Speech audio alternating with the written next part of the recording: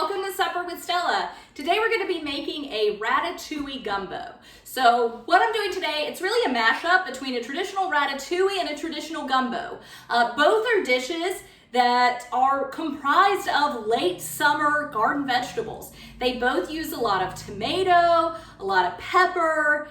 One uses gumbo traditionally has okra. I've got a ton of okra I need to use up. Ratatouille uses a lot of zucchini and eggplant. Also, I have a ton of those to use up.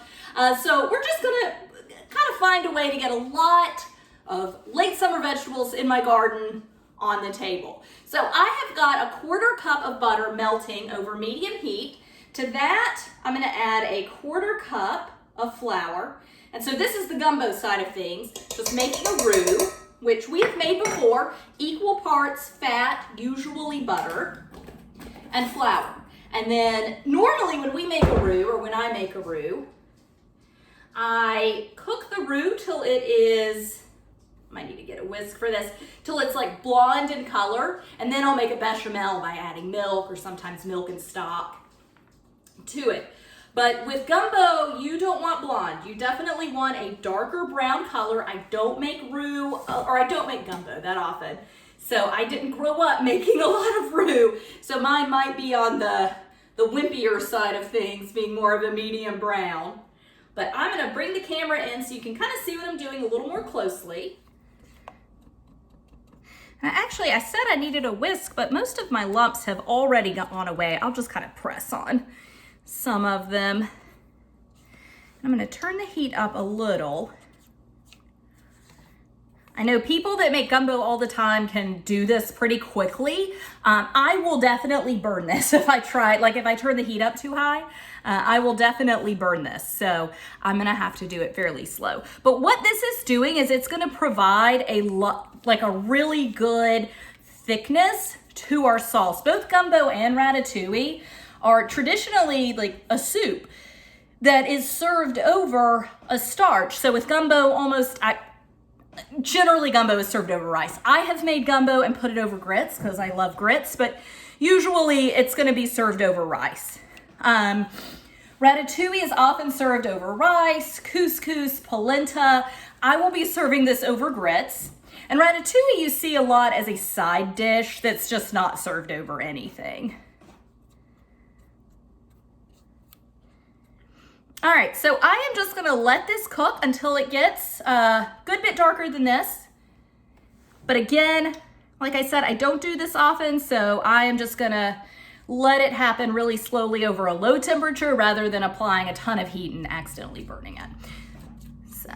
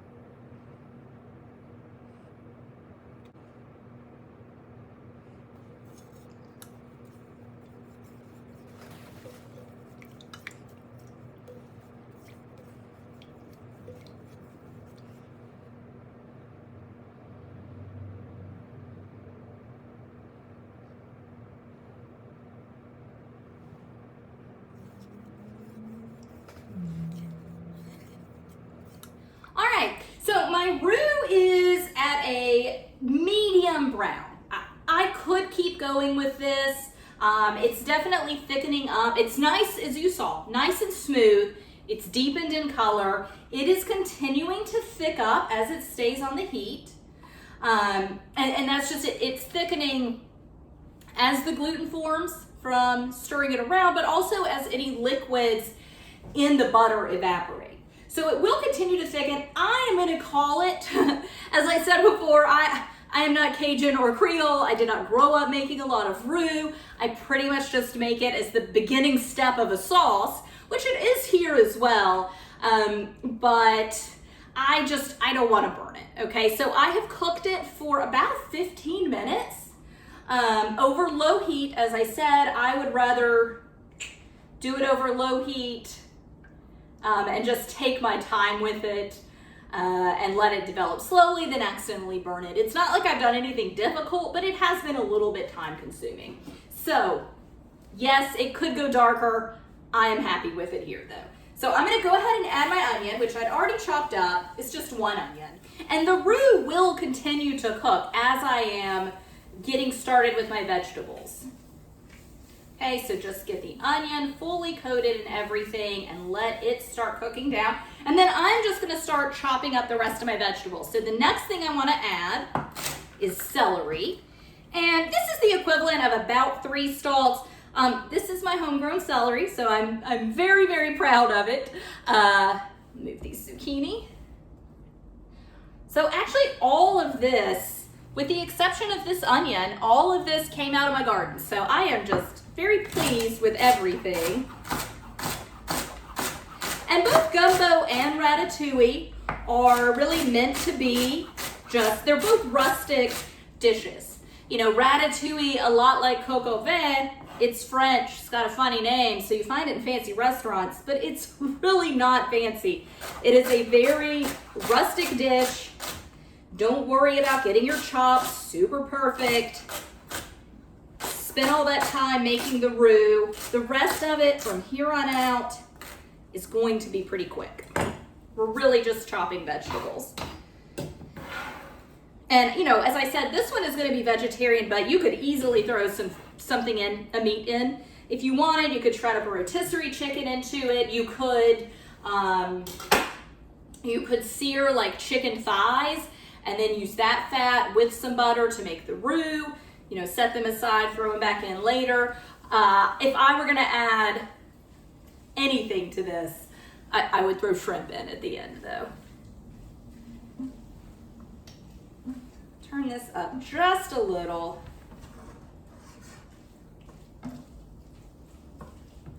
And I haven't seasoned that roux, so I wanna get some salt and pepper on it.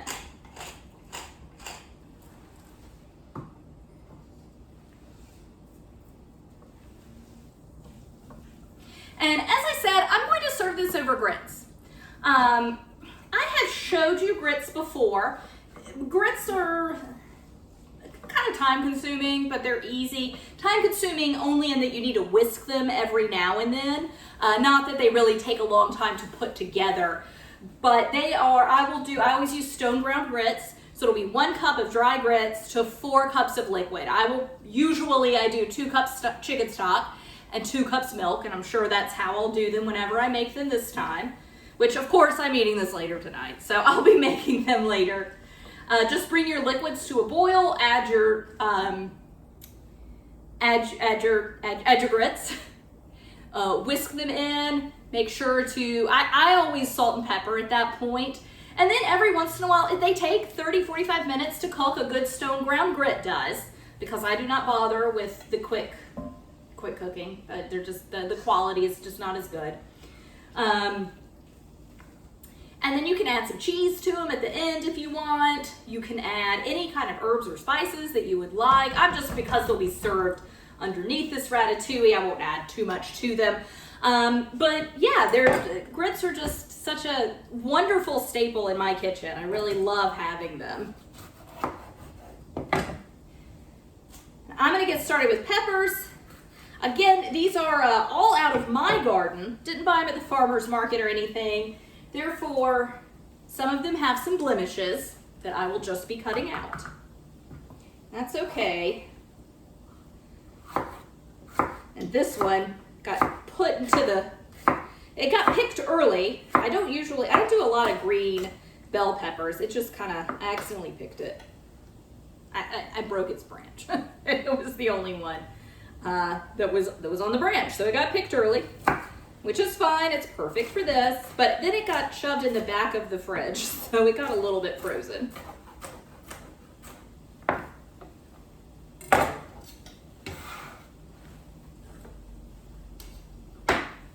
So my favorite pepper is what I just put in, is a bell pepper. I generally prefer like a red or a yellow as opposed to green, but that is my pepper of choice.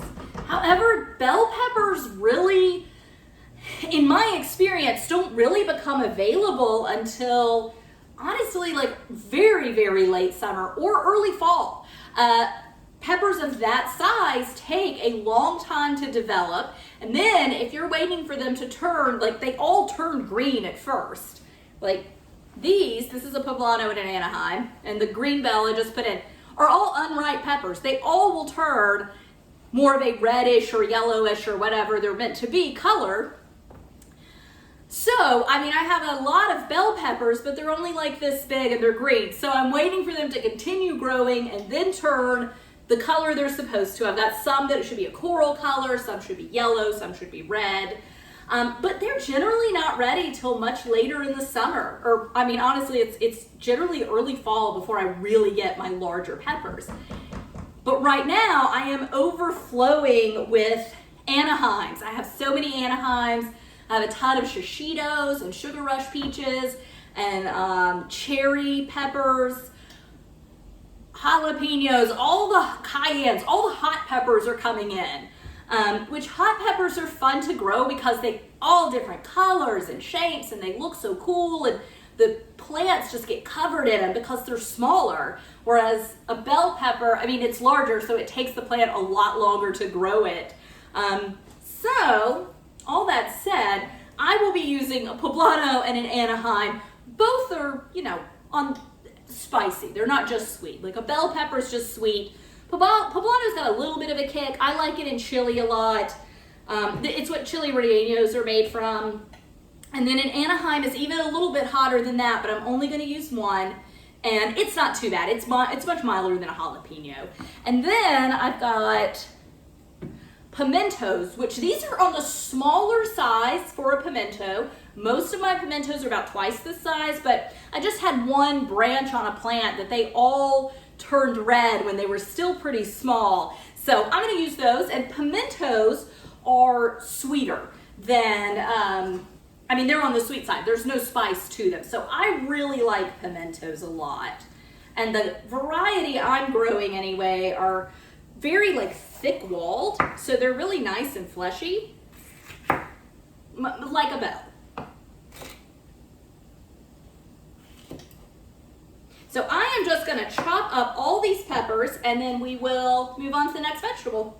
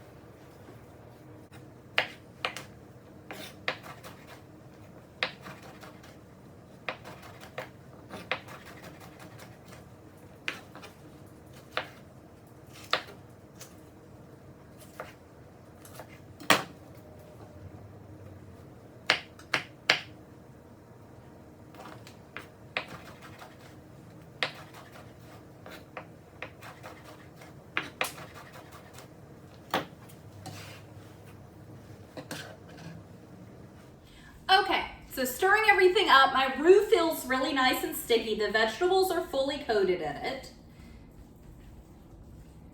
And so they just need to get, this kind of base of ingredients just needs to get a little bit more cooked through before I add too much more. But I have a lot of tomatoes to work with. So I've got some slicer tomatoes that have a couple of spots that need to be cut off. And then I have just a ton, an overabundance of cherry tomatoes. And it's not a complaint about having too many.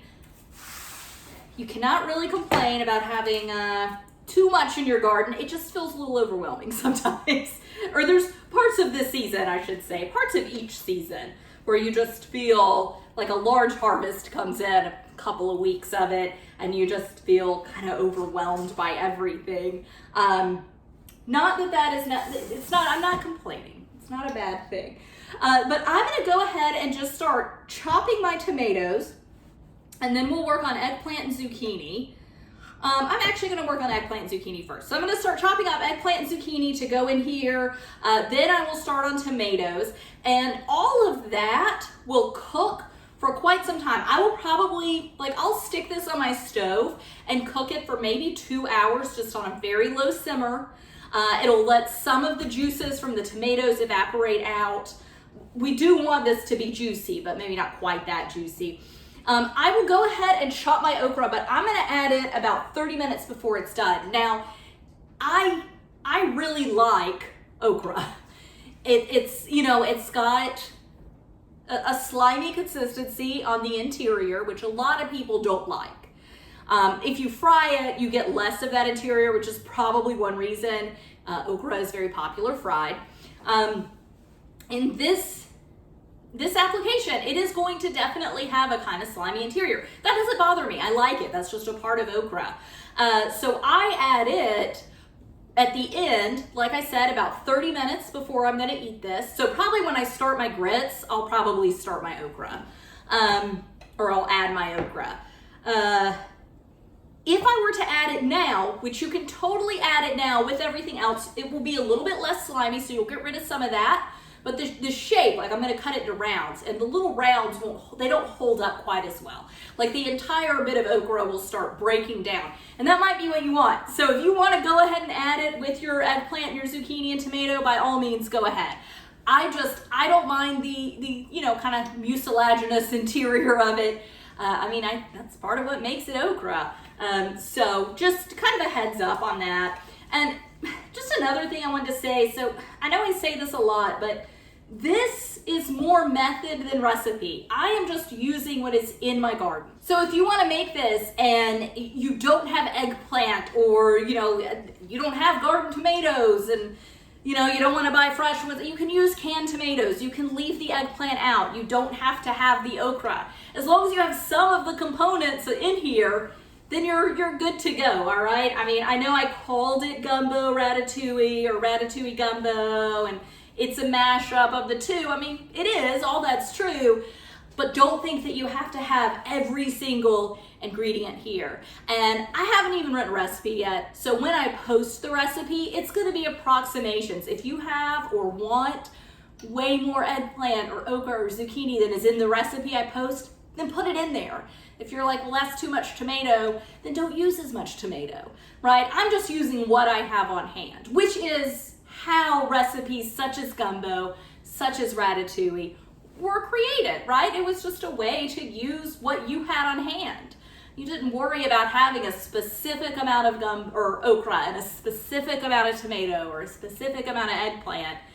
You just had an eggplant in the garden and you had tomatoes, right? They just developed naturally based on what you had. So anyway, as I said, more method than recipe. Don't get too caught up in the numbers. I am just using vegetables that need to get used. So I'm gonna keep chopping and just adding things to the pot, and I'll meet you back here in a little bit.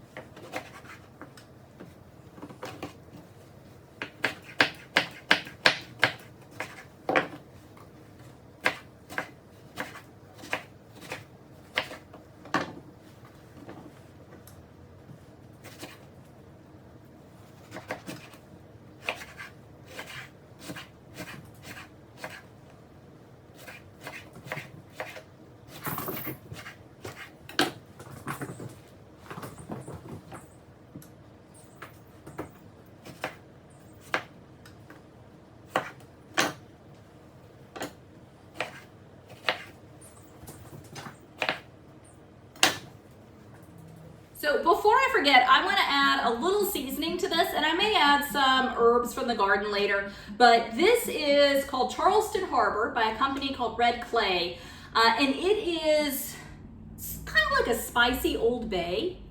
I like it a lot. Found it last time I was at the beach.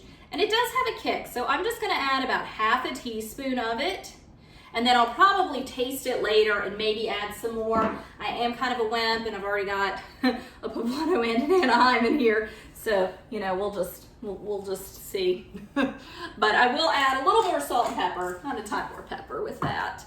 And then I am just gonna cut my tomatoes, get as many in here as I can. Like I said, if I need to add more in 30 minutes, an hour, something like that, I will.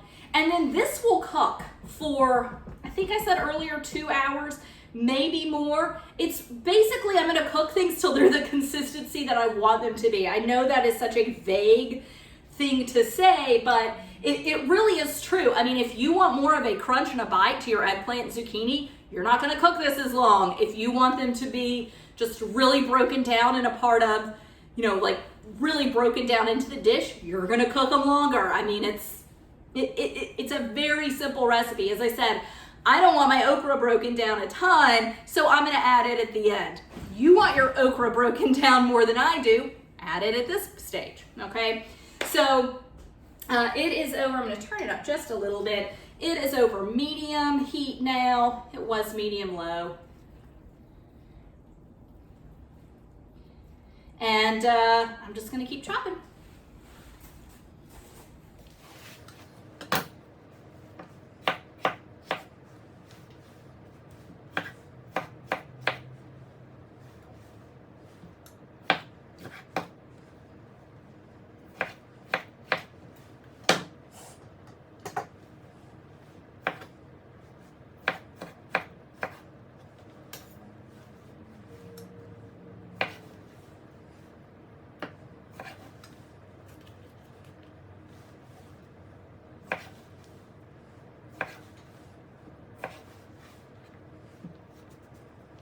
Okay, so my pot is definitely full. What I'm gonna do, I'm gonna move it back to my big stove. It gets a little, it's a better eye, and this is a safety hazard as soon as I walk away from it. So I'm gonna put this with the lid on my regular stove and start cooking it down. So I think what really needs to happen is I've probably put too many vegetables in this size pot.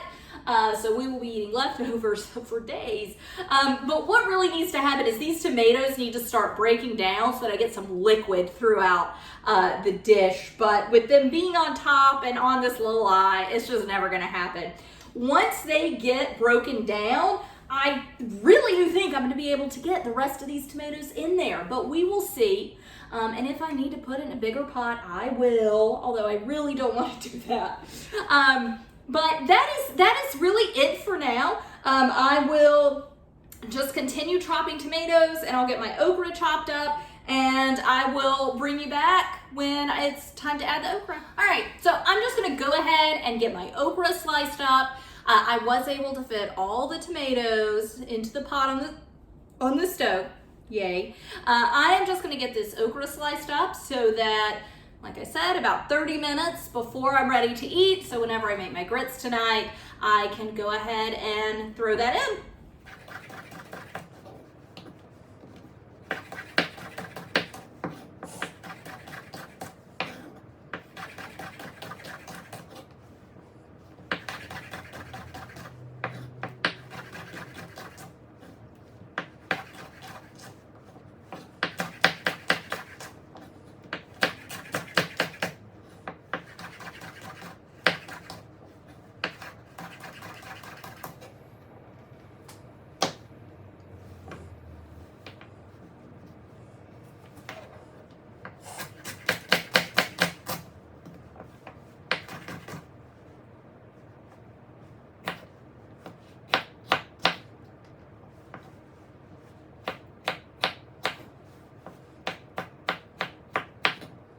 My okra's ready to go, and I will, as I said, just be adding it 30 minutes before everything else is done. And the amount of time it takes for that to finish is honestly going to depend on how broken down it is in a couple of hours, probably 2 hours, but it might take longer. I might want things to break down a little more after that. So, as I said several times already, more of a method than an actual recipe. But I will show you what everything looks like in the end. And until then, thanks for joining me. Bye.